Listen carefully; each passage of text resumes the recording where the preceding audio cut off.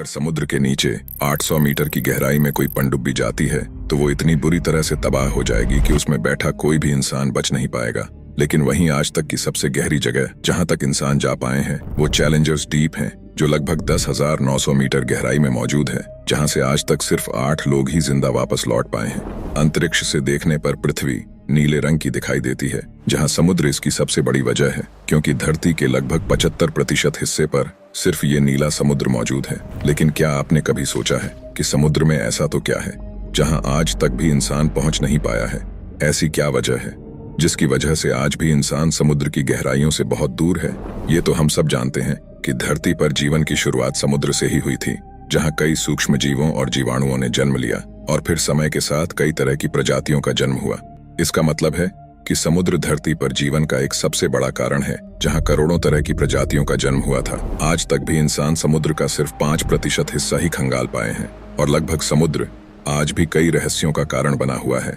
लेकिन वैज्ञानिकों द्वारा यहाँ कई रिसर्चेस की गई है, जिसकी वजह से इंसान एक हद तक समुद्र की गहराई में पहुंचने में कामयाब हो पाया है। प्रशांत महासागर के मरियाना ट्रेंच में मौजूद चैलेंजर्स डीप को पृथ्वी की सबसे गहरी ज्ञात जगह के रूप में जाना जाता है, जिसकी गहराई 10,900 मीटर से 11,000 मीटर है, जहां इंसान पहुंचने में कामयाब हो पाया है। ये वो जगह है जहां सूरज की रोशनी नहीं पहुंच पाती और चारों तरफ सिर्फ अंधेरा ही अंधेरा होता है। यहाँ तक कि चैलेंजर्स डीप में प्रेशर इतना ज्यादा होता है कि वहां तक पहुंचना जानलेवा साबित हो सकता है।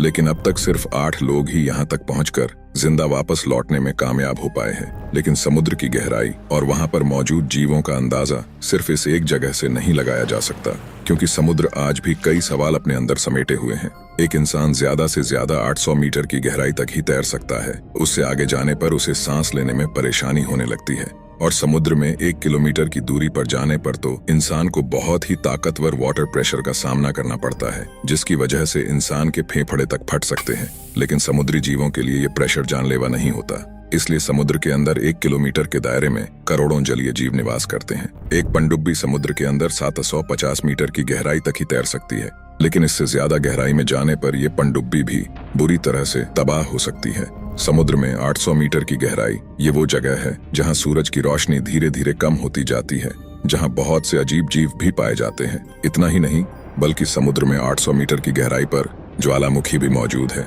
जिनमें विस्फोट भी होते हैं। और इसी तरह समुद्र में 11,000 मीटर तक की गहराई में जाने पर इंसान कुछ भी देख नहीं पाएगा। और यही वो जगह है जो चैलेंजर डीप के नाम से जानी जाती है, जो इतना गहरा है कि अगर दुनिया की सबसे ऊंची चोटी माउंट एवरेस्ट को भी इसके अंदर उल्टा करके लटका दिया जाए तो इसकी चोटी भी चैलेंजर डीप को छू नहीं पाएगी। लेकिन वैज्ञानिकों ने कुछ ऐसी रोबोट मशीनें बना ली हैं जो इस चैलेंजर डीप तक पहुंचने में सक्षम हो पाई है, ताकि समुद्र में दबे कई सवालों का पता लगाया जा सके। लेकिन चैलेंजर्स डीप के बाद समुद्र की गहराई में क्या है, ये आज भी विज्ञान के लिए एक रहस्य बना हुआ है। अगर आपको लगता है कि समुद्र की इतनी गहराई में विभिन्न प्रकार के जीव जंतु निवास करते हैं, तो आप बिल्कुल गलत हैं। असल में समुद्र की गहराई में पानी ही पानी मौजूद है, लेकिन ये पानी समुद्र से नहीं आता है। पृथ्वी की शुरुआत से भी पहले यहाँ जीने लायक वातावरण तैयार हुआ और मौसमी चक्र की शुरुआत हुई, जिसकी वजह से धरती पर हजारों सालों तक बरसात होती रही। आसमान से बरसते इस पानी को धरती ने अपनी गहराई में सोख लिया, जहां कुछ पानी नदियां और कुछ झरनों में बदल गया और समुद्र में जाकर मिल गया। हजारों सालों तक बारिश के कारण धरती पर जमा हुआ वो पानी आज भी समुद्र की गहराइयों में मौजूद है, जो करोड़ों साल पहले हजारों साल चली बारिश का पानी है, जहां कुछ विभिन्न प्रकार की प्रजातियां भी मौजूद हो सकती है, जिन्हें शायद आपने कभी ना देखा हो। ये सुनने में शायद आपको थोड़ा अजीब लगे, लेकिन समुद्र में भी नदियां बहती हैं, क्योंकि समुद्र की गहराइयों में भी पानी ही मौजूद है, जिसे कई वैज्ञानिकों ने अपनी रिसर्चेस से सही साबित किया है।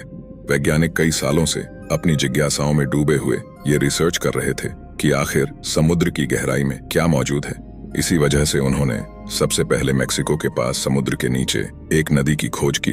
वैज्ञानिकों ने इस नदी का नाम सेनोट एंजेलिटा रखा, जो समुद्र के नीचे 15 फीट नीचे बहती है, जो एक खारे पानी की नदी है। इसी तरह ब्लैक सी के नीचे भी एक बहुत बड़ी नदी की खोज की गई थी, जो लगभग 100 फीट समुद्र के नीचे बहती है। वैज्ञानिकों ने जब इन नदियों की खोज की तो उन्होंने इनके बहाव के पीछे की वजह जानने के लिए कई रिसर्चेस की, जहां पता चला कि समुद्र के नीचे नदियों का होना पृथ्वी की गति, समुद्र की डेंसिटी और पृथ्वी का तापमान जिम्मेदार है। पृथ्वी लगातार अपनी धुरी पर घूमती रहती है, जिसकी वजह से जमीन के अंदर जमा पानी में कंपन पैदा होती है और यही कंपन पानी को छोटी छोटी धाराओं में बदल देती है और फिर यही छोटी छोटी धाराएं एक बड़ी धारा का निर्माण करती है, जिससे समुद्र के नीचे नदियों का निर्माण होता है। समुद्र के नीचे पृथ्वी की गति की वजह से बनी सबसे बड़ी नदी को गल्फ स्ट्रीम के नाम से जाना जाता है। ये नदी इतनी बड़ी है कि अगर धरती पर मौजूद सभी नदियों को मिला दिया जाए तब भी गल्फ नदी की धारा का आकार इन सबसे बड़ा होगा। इस नदी का आकार इतना बड़ा है कि इसकी बहती धाराओं को अंतरिक्ष से भी देखा जा सकता है। इसलिए जिस मौसमी चक्र की वजह से धरती पर सालों साल बरसात हुई और उसका पानी धरती के अंदर जमा होता गया और वही पानी आज समुद्र में नदियों के रूप में बह रहा है। दोस्तों, इसमें कोई भी बड़ी बात नहीं है कि हमारी पृथ्वी शुरू से ही कई सवाल अपने अंदर दबाए हुए हैं, जिन्हें समझने का प्रयास इंसान कई सालों से कर रहा है, जिसमें इंसानों को कुछ सफलताएं भी हासिल हुई हैं। दोस्तों, आज की वीडियो में बस इतना ही। जल्द ही मिलते हैं ऐसी ही किसी मजेदार वीडियो में।